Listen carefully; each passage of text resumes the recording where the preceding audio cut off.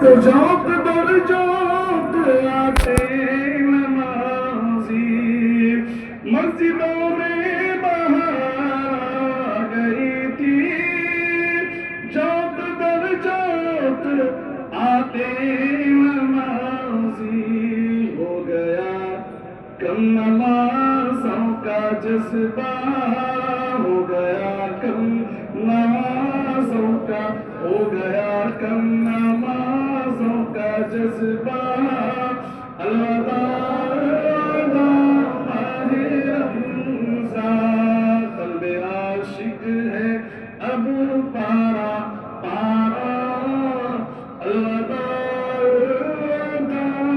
ماہ رمضان الفت ہجر فرقت نے مارا الوداع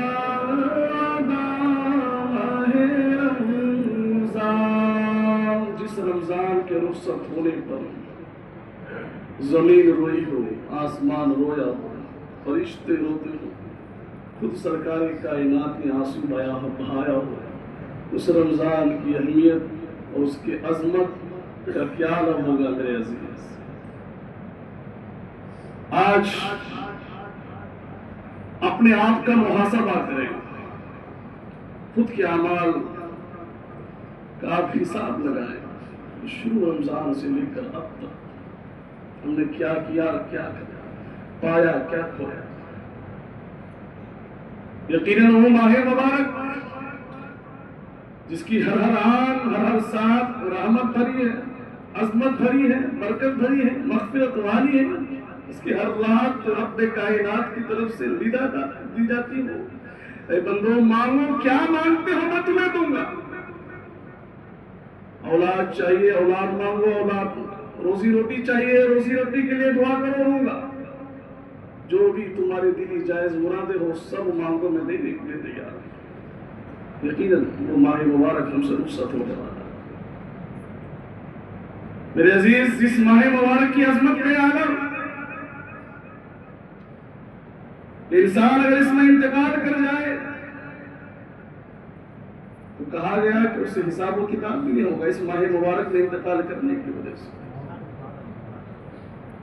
یقین جانیے آپ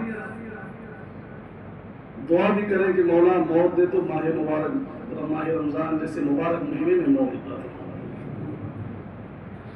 میرے عزیز نبی پاک صلی اللہ علیہ وسلم کی رحمت کا صدقہ ہے کہ آپ سے پہلے کسی بھی نبی کی امت کو رمضان جیسا مہینہ عطا نہیں ہوا روزے ضرور فرض کیے گئے لیکن رمضان جیسا مہینہ عطا نہیں کیا گیا یہ نبی پاک کی رحمت کا صدقہ ہے اور وہ بھی شب قدر اسی رمضان میں جس کی عبادت کا یہ عالم جس کی فضیلت کا عالم رات ایک رات عبادت کرو 1000 مہینے سے بھی زیادہ ثواب ہے یہ سب تیرا کرم ہے آقا یہ بات اب تک بنی ہوئی یہ آقا کریم کی رحمت کا صدقہ ہے اور آپ اس وقت اس مقام پر ہیں گویا کہ ہمارے آپ کے گھر کوئی بہت ہی اچھا مہمان آئے لائق تعظیم و تکریم اور مہمان اپنا وقت گزار کے جب ہمارے یہاں سے چلے جائیں اور ہم نے اس مہمان کی صحیح سے خاطر تواضع نہ کی ہو صحیح سے اس کی تعظیم و تکریم نہ کی ہو صحیح سے اس کی ضیافت نہ کی ہو تو کہیں نہ کہیں خود ہی ہمارے دل میں ملال ہوگا خود ہی کو کوستے ہوں گے کہ یار اتنا اچھا مہمان کو ہم نے ایسے ہی کھو دیا اور جانے دیا ہم نے اس کی تعظیم و تکریم کرنی تھی وہ مہمان بھی کہیں جائے گا اور کہے گا کہ دیکھو فلاں کے یہاں میں گیا تو بہت بڑی ہستی ہے وہ کہے گا کہ ہم فلاں کے یہاں گئے کہ فلاں نے ہماری شان اور شوکت کے مطابق ہماری تعظیم اور تکریم نہیں کی ہماری خاطر تواضع نہیں کی وہ بھی ادھر ادھر کہتا پھرے گا کچھ ایسے ہی ماہ رمضان کو سمجھو آپ سال کے 11 مہینہ گزر جانے کے بعد یہ رمضان المبارک ہمارے اور آپ کے درمیان جمع فرما ہوتا ہے سایہ فکن ہوتا ہے ایک مہمان کے طور پر آتا ہے رمضان کے تو ہاتھ اور پاؤں ہے نہیں، منہ تو ہے نہیں کس کو کچھ کھلائے. تو اس رمضان کی تعظیم اور تکریم کا پھر مطلب کیا ہوا؟ یہ تو مہمان ہے. اس کی تعظیم اور تکریم کا مطلب یہ ہوگا کہ رب ذوالجلال نے ہمیں اور آپ کو تحفے کے طور پر رمضان دیا ہے اور مہمان بنا کر ہمارے درمیان بھیجا ہے، ہم نے اس کی تعظیم کیسی کی؟ جیسی نماز پڑھنی چاہیے کہ ہم نے نماز پڑھی. روزے کو پابندی کے ساتھ جیسے رکھنا تھا کہ ہم نے رکھا. چغلخوری، غیبت، حرام کاری اور حرام کھانے سے پرہیز کرنا تھا، کیا. ہرگز نے میرے دوست، آج تو ہم قوم مسلم کا حال ہے کہ افطار کے وقت بھی ہم جب بیٹھے ہوتے ہیں جو کہ دعا کی قبولیت کا وقت ہے، سرکار نے فرمایا مفہوم حدیث، افطار کے وقت جو دعا کی جاتی ہے وہ دعا کبھی رد نہیں ہوتی. اس وقت بھی ہم بیٹھ کر موبائل چلا رہے ہوتے ہیں، اس وقت بھی بیٹھ کر ہم دعا کر جو ہے دنیاوی باتوں میں لگے ہوتے ہیں. پھر شکایت کرتے ہیں کہ ہماری دعا قبول نہیں ہوتی، پھر شکایت کرتے ہیں کہ ہم مارے جا رہے ہیں، پھر شکایت کرتے ہیں، ہمیں شکوہ ہوتا ہے کہ ہماری مسجدیں قبضہ کی جا رہی ہیں، ہم پر یہ ظلم کر رہے ہیں. میرے عزیز، پہلے ہمیں اپنے اعمال کو ٹٹولنے کی ضرورت ہے، اپنے دامن کو جھانک کر دیکھنے کی ضرورت ہے کہ ہم کس پلیٹ فارم پر کھڑے ہیں کہ آج ہی ہماری صورتحال بنی ہوئی ہے. ہمیں دیکھنے کی ضرورت ہے. میرے عزیز، تو یہ افطار کے وقت اس وقت دعا قبول ہوتی ہے. ہم نے مہمان کی جو تعظیم اور تکریم جیسی کرنی تھی ویسی تعظیم اور تکریم نہیں کی. یاد رکھو، حدیث پاک میں آتا ہے کہ ہم نے اگر رمضان کی صحیح تعظیم و تکریم نہیں کی، جیسے کہ بچنا چاہیے، جیسا کہ حکم ہوا ہے ہر چیز سے، ہر چیز. ایسا نہیں کہ روزہ رکھ لیا آپ برائی کر رہے ہیں، گالی گلوچ کر رہے ہیں، حرام کاروں میں مبتلا ہیں، حرام کاروبار کر رہے ہیں، سود لین دین کر رہے ہیں وغیرہ وغیرہ. پھر مطلب ہی کیا ہوا؟ ہم نے رمضان کی تعظیم اور تکریم نہیں کی، اس مہمان کی ضیافت میں. رمضان اللہ کے پاس جائے کہے گا مولا اس بندے نے میری تعظیم نہیں کی تھی. کتابوں میں آیا ہے کہ رمضان جس کی شکایت اللہ کی بارگاہ میں کر دے پھر اس کی سفارش کوئی بھی نہیں کر سکتا ہے. جو بھی سفارش کرے گا کہا جائے گا اس بندے کے لیے رحمت کے دروازے بند ہو چکے اس لیے کہ اس نے میرے ماہ مبارک کی تعظیم نہیں کی. اللہ اب سوچو تو صحیح کتنی فضیلت ہے اس کی. ہر نیکی کا کچھ نہ کچھ صلہ ہے، بدلہ ہے، ثواب ہے. لیکن روزہ ایک ایسی عبادت ہے، اللہ فرما رہا ہے روزہ میرے لیے، روزے کا بدلہ میں خود ہوں. اور حدیث میں آتا ہے جو روزے دار ہوتے ہیں اللہ تعالیٰ کا ان کو دیدار بھی ہوگا جنت کے اندر انشاءاللہ. سوچو تو صحیح میرے عزیز. لیکن ہائے افسوس، آج ہم دنیا کے چکر میں ہم اپنے فیوچر، اپنی لائف کو لگژری بنانے کے لیے، اپنی زندگی کو بہتر سے بہتر بنانے کے لیے راتوں دن اس طرح کوشاں ہوتے ہیں، فکر مند ہوتے ہیں، ہمیں احساس نہیں ہوتا ہماری زندگی کے حصے، ہماری زندگی کے دن تیزی سے گزر رہے ہوتے ہیں. ہم اپنے مقصد اور پرپس میں لگے ہوتے ہیں کہ ہمیں حاصل کرنا ہے، اپنے ٹارگٹ کو حاصل کرنا ہے، اچیو کرنا ہے. ہمیں احساس نہیں ہوتا اور یوں ہی خدا کی نافرمانی میں ہمارے رات کے دن گزر رہے ہوتے ہیں. یاد رکھو، دولت پا کر کی کوئی دنیا میں عزت والا نہیں بنا. خدا کی قسم، اگر دولت پا کر کے کوئی عزت والا ہوتا تو فرعون کے پاس، قارون کے پاس دولت کی کمی نہیں تھی. آپ نے سنا ہے قارون کے پاس دولت کتنی تھی؟ سنا آپ لوگوں نے 70 جماعت مل کر بھی اس کے خزانوں کی چابیاں اٹھا نہیں سکتا. اللہ نے اتنا نوازا تھا، لیکن وہ بھی ذلیل و رسوا. دولت پا کر کے کوئی بھی دنیا میں عزت نہیں پا سکتا ہے. اگر تمہیں عزت پانا ہے، تم چاہتے ہو کہ دنیا کی بھی کامیابی ملے، آخرت کی بھی کامیابی ملے، تو اپنے اندر تقویٰ اور پرہیزگاری لے کر کے آؤ. رسول اللہ کی محبت اپنے سینے میں بسا لو. یہ جمعۃ الوداع کے موقع سے میں سبوں کو پیغام دوں گا، خاص طور سے میرے نوجوانوں کو، ان لوگوں کو کہ جو رمضان کے علاوہ نماز نہیں پڑھتے، تجھے خدا اس کے رسول کا واسطہ، خدا کے واسطے اسی بہانے سے اب 5 وقتہ نمازوں کے عادی ہو جاؤ انشاءاللہ. انشاءاللہ دل میں ارادہ رکھ کے بولنا، اللہ آپ کے دل کو نرم کر دے گا انشاءاللہ تعالی. آج یہی وجہ ہے کہ ہماری مسجدیں ہم سے چھینی جا رہی ہیں. مسجدیں بہت آباد ہیں لیکن مسجدیں ہماری خالی ہیں، مسجدیں ویران پڑی ہیں. میرے دوست، ماہ مبارک ہم سے گزر ایسی آتا رہے گا، گزرتا رہے گا، لیکن ہائے افسوس، ہائے غفلت، بس دولت دولت ہمیں کس طرح سے دنیا کمانا ہے، دنیا اکٹھا کرنا ہے، بس اپنی ہم چکر میں پڑے رہتے۔ یاد رکھنا قیمت تمہارے جسم کی نہیں ہے، قیمت تمہاری روح کی ہے کہ نہیں ہے؟ تمہارے جسم کی کوئی قیمت نہیں ہے۔ تمہیں بخار ہو، سر درد ہو، کوئی پریشانی ہو، بیمار ہو تم، تو ڈاکٹروں کے پاس جا کر کے اس کی دوا لے سکتے، اس کا علاج ہو سکتا ہے، لیکن اللہ کی قسم تمہاری روح بیمار ہو تو دنیاوی دواؤں سے نہیں، بلکہ تمہیں نماز اور دیگر عبادتیں کر کے اس کا علاج کرنا ہو، اس کا علاج کرنا ہو۔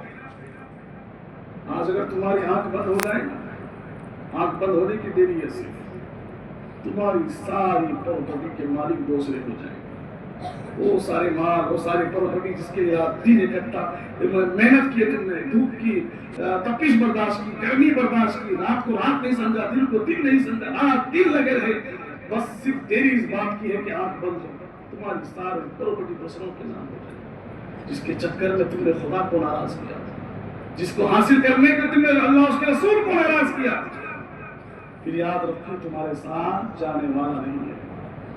اس لیے میرے عزیزوں، جسم بیمار ہوتا ہے تو ہمیں معلوم پڑتا ہے، ہمیں کچھ تکلیف ہوتی ہے، روح جب ہماری بیمار ہوتی ہے تو کیسے ہمیں احساس ہوگا؟ یاد رکھو، روح جب انسان کی بیمار ہوتی ہے تو پھر نمازوں میں اس کا دل نہیں لگتا، نیک کاموں کی طرف اس کا دل نہیں لگتا، نیک چیزیں، نیک بیانات، اچھی باتیں سننے کا دل نہیں کرتا۔ واقعی اگر آپ کی دلی کیفیت یہی ہے تو خدا کے واسطے اپنے دل کا علاج کریں۔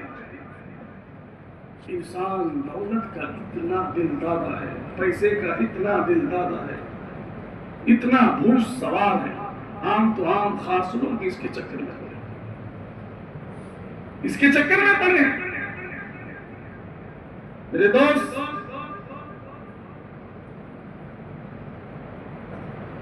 رسول پاک صلی اللہ علیہ وسلم نے ارشاد فرمایا، ایک پیاری حدیث آپ کے سماعتوں کے حوالے کرتا ہوں، اس سے اندازہ کریں کہ جو جمعہ کے دن خطبہ کا وقت ہوتا ہے، امام جب منبر پر جاتا ہے، بڑا ہی اہم وقت ہے وہ، کہا گیا ہے کہ جو بھی دعا امام منبر پر کرتا ہے اس خطبہ کے وقت وہ دعا قبول ہوتی ہے، وہ دعا قبول ہوتی ہے۔ اور دونوں خطبوں کے درمیان جو وقت ہوتا ہے، آپ بھی اپنے دل میں جائز دلی مرادیں رکھیں، اللہ انشاءاللہ اسے قبول کرے۔ اتنا بڑا کی بات ہے، سرکار منبر پر تشریف لے جا رہے ہیں، پہلے سیڑھی تزینے پہ آپ نے قدم مبارک رکھا، آپ نے کہا آمین، پھر دوسری سیڑھی پہ آپ نے قدم مبارک رکھا، پھر کہا آپ نے آمین، تیسری سیڑھی پہ آپ نے قدم مبارک رکھا، پھر آپ نے کہا آمین، 3 مرتبہ زور سے کہا۔ صحابہ دیکھ رہے ہیں کیا بات ہے، سرکار آمین آمین کہے جا رہے، دعا کرنے والا کون نظر تو نہیں آ رہا۔ خطبہ ہو گیا، نماز ہو گئی، صحابہ تھے تو کچھ بھی چیز کو پوشیدہ ایسے ہی مخفی رکھنا نہیں چاہتے، سب کچھ سرکار سے، یا رسول اللہ ہمارے ماں باپ آپ پر ہونا، اس سمجھ میں نہیں آیا دعا کرنے والا کون تھا کہ آپ آمین کہہ رہے تھے۔ اللہ اللہ، سرکار نے فرمایا میرے صحابیوں، جب میں نے قدم مبارک رکھا منبر پر، جبریل امین اس وقت حاضر ہوئے اور وہ دعا کر رہے تھے کہ الہ العالمین، جس نے بھی تیرے محبوب کا نام سنا اور ان پر درود نہیں بھیجا اسے اپنی رحمت سے دور کر دے۔ اللہ، سرکار کے نام مبارک کی برکت ہم جس بھی حال میں سنے، رسول اللہ نے فرمایا، حضور نے فرمایا، حضور اور وغیرہ وغیرہ جو مصطفیٰ جان احمد نے فرمایا، جس طرح بھی سنے، درود پاک صلی اللہ علیہ وسلم ضرور کہا کریں۔ ہم اور آپ جیسے گنہگار لوگ منبر پر دعا کریں تو ہماری دعا کی قبولیت کی جو ہے ضمانت دی گئی، کہا گیا کہ دعا قبول ہوگی۔ دعا کرنے والے تمام فرشتوں کے سردار اور آمین کہنے والے تمام نبیوں کے سردار ہو، کیا وہ دعا قبول نہیں ہو سکتی؟ اللہ اکبر۔ جبریل امین نے دعا کی، مولا جو تیرے محبوب کا نام سن کر بھی درود نہ بھیجے اسے اپنی رحمت سے دور کر دے۔ جو خدا کی رحمت سے دور ہو جائے تو پھر اس کے لیے ہے ہی کیا، دنیا بھی تباہی، آخرت میں بھی برباد ہے۔ سرکار نے کہا آمین۔ یا میرے صحابی، جب میں نے دوسرا اسٹیج تو اسے سیڑھی پہ رکھا تو جبریل نے یوں دعا کی، اے پروردگار، جو بھی شخص بڑھاپے میں اپنے ماں باپ میں سے دونوں کو پایا یا دونوں میں سے کسی ایک کو پانے کے باوجود بھی اگر جنتی نہ بن سکا، اس کو بھی رحمت سے دور کر دے۔ اللہ، تو کیا فضیلت ہے ماں باپ کی۔ بوڑھے ماں باپ کی قدر کرو میرے دوست۔ فلا تقل لهما اف ولا تنهرهما، اسے اف تک نہ کرو، اسے چھڑکو، قرآن کہتا ہے۔ کیا کہا گیا؟ اس سے صاف صاف سمجھ میں آتا ہے کہ بوڑھے ماں باپ اگر بستر پر ہو، پریشانی کے حالت میں ہو، تو تم نفرت نہ کرنا، دل میں کسی طرح کی بھی کجی نہ لے کے آنا کہ تم اپنے آپ پر گرا نہ سمجھ لینا کہ ارے پتہ نہیں یہ کب دنیا سے جائیں گے، بڑی دشواری ہو رہی ہے۔ بھلے ہی وہ بستر پر پاخانہ پیشاب تک کرنے لگے، اپنے دل میں ذرا سی بھی نفرت لے کے نہ آنا، خدا کی قسم۔ آج لوگوں کا حال یہ ہے کہ دعا کرواتے آگے، حضرت دعا کیجئے میرے ماں باپ بستر پہ، اللہ دعا کرے اللہ جلدی اٹھا لے ان کو تاکہ پریشانی سے چھٹکارا پا جائے۔ نادان، جب تو بیمار ہوتا تھا تیرے ماں باپ نے کیوں اس طرح دعا کی؟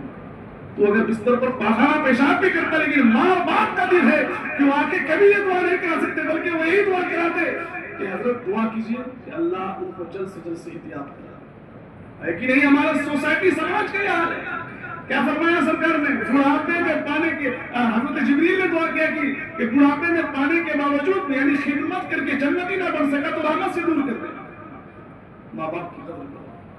ایک صحابی رسول نے عرض کیا، یا رسول اللہ، میری ماں بوڑھی ہو چکی ہے، بستر پر ہے، یہاں تک کہ بستر ہی پر قضائے حاجت کر دیتی ہے، ان کے پاس خانہ پیشاب کو میں صاف کرتا ہوں، تو کیا میں نے ان کا حق ادا کر دیا؟ سرکار نے کہا کہ نہ، کیونکہ انہوں نے عرض کیا تھا کہ یا رسول اللہ، ہم بھی جب چھوٹے تھے، بچے تھے، ہم بھی بستر پر خانہ پیشاب کرتے تو ہماری ماں صاف کرتی تھی، اب وہ بوڑھی ہو گئی ہے تو ہم نے بھی کر دیا کہ حق ادا ہو گیا۔ سرکار نے کہا نہ، دونوں میں فرق یہ ہے کہ جب تو بچہ تھا، بستر پر خانہ پیشاب کرتا تھا، تو تیری ماں دل میں یہ کبھی آرزو نہیں کرتی تھی کہ دنیا سے چلے جائے، بلکہ تیری ماں سوچتی تھی کہ میرا بچہ جلدی جوان ہو، بڑا ہو، تاکہ اس سے میں چھٹکارا پاؤں۔ لیکن تیری ماں جو تو خانہ پیشاب کرتی، تم صاف کرتے ہو، تو تمہارے دل میں کہیں نہ کہیں یہ آرزو ہوتی ہے، تمنا ہوتی ہے کہ کب میری ماں جائے کہ اس مصیبت سے چھٹکارا اور نجات پا جائے۔ یہی صورت حال ہے، یہی صورت حال ہے۔ میرے عزیز، وقت نہیں زیادہ کہ میں اس پر گفتگو کر سکوں، اور جب تیسری سیڑھی پر سینے پر سرکار نے قدم مبارک رکھا تو جبریل نے دعا کی، مولا جو رمضان کا مہینہ پائے اس کے باوجود بھی اپنی مغفرت نہ کرا سکے، اسے بھی اپنی رحمت سے کیا کہا؟ رمضان کا مہینہ پائے، اس مغفرت نہ کرا سکے، اسے بھی رحمت سے دور کر دے۔ دعا کی جبریل امین نے آمین کہا، سید الانبیاء نے۔ کیا یہ دعا قبول نہیں ہوا؟ مسلمانوں سوچو، ہر کسی کو اپنے بارے میں معلوم ہے، کیا لے کر آئے ہو، کیا لے کر کے جاؤ۔ یہ دنیا کا نظام ہے، وہ تو چلتا ہی رہے گا، سسٹم ہے، چلتا ہی رہے گا۔ کتنے آئے کتنے گئے، دولت والا ہو کر کے بھی کوئی عزت والا نہ بن سکتا۔ آج ہماری کیفیت یہ ہے کہ دوست، مسجد میں ابھی آ کر کے ہم دنیا ہی مانگتے ہیں۔ ایمانداری سے اپنے آپ سے پوچھنا، ہم کسی سے نہیں پوچھ رہے۔ جب اجتماعی دعا ہوتی ہے تو مغفرت کی ہم دعا کر لیتے ہیں، مغفرت کی بھیک مانگ لیتے ہیں، لیکن پرسنلی دعا کرتے ہو تو کتنے ایسے لوگ ہیں، اپنے آپ سے سوال پوچھو کہ جب آپ نے یہ دعا مانگی ہو کہ مولا مجھے سیدھے راستے پر چلا، میری مغفرت کر دے، گناہوں سے بچا، بہت کم لوگ، اللہ ماشاء، ایسا نہیں کہتا کہ سب لوگ ہیں، لیکن اکثر کی تعداد یہ ہوگی کہ مولا میرے بزنس میں گروتھ ہو، میرے بچے کامیاب ہوں، میں مالدار بن جاؤں، وغیرہ وغیرہ۔ مسجد میں آ کر کے بھی ہم دنیا مانگا کرتے ہیں۔ اے نادان، خدا کی بارگاہ میں آ کر کے مانگتے بھی ہو تو وہ مانگتے ہو جو فنا ہو جانے والا ہے، وہ مانگو جو کبھی فنا ہونے والا نہیں ہے، آخرت مانگو۔ ربنا آتنا فی الدنیا وفی الآخرۃ حسنہ، فی الدنیا حسنۃ وفی الآخرۃ حسنہ۔ سب سے اچھی دعا ہے کہ مولا دنیا میں بھی اچھائیاں دے اور آخرت میں بھی ہمیں اچھائیاں نصیب کرے۔ یہ جمعۃ الوداع ہے، رمضان ہم سے رخصت ہو گیا، اب سبوں کو واسطہ ہے، حالات بگڑ گئے، ماحول خراب ہو گیا ہے، یہ ہماری طاقت میں بیٹھے ہیں، ہمیں ورگلا رہے ہیں، ہمارے صبر کا پیمانہ چھلک رہا ہے، صبر کا امتحان لے رہا ہے، لیکن یاد رکھو کلمے کی طاقت سے بڑھ کر کوئی طاقت نہیں ہو سکتی، لیکن شرط ہے کہ مسلمان مسلمان بن جائیں، مسلمان مسلمان ہو جائیں، ایک مسلمان کا کریکٹر جس طرح ہونا چاہیے، اخلاق و کردار جس طرح ہونا چاہیے، جس طرح سے مسلمان کو اپنی لائف زندگی گزارنی چاہیے، ویسا ہو جائے، خدا کی قسم آج تک 1450 سال گزر گئے، کوئی کچھ بگاڑ سکا ہے؟ قیامت ہم مسلمانوں کو کچھ بگاڑ سکا؟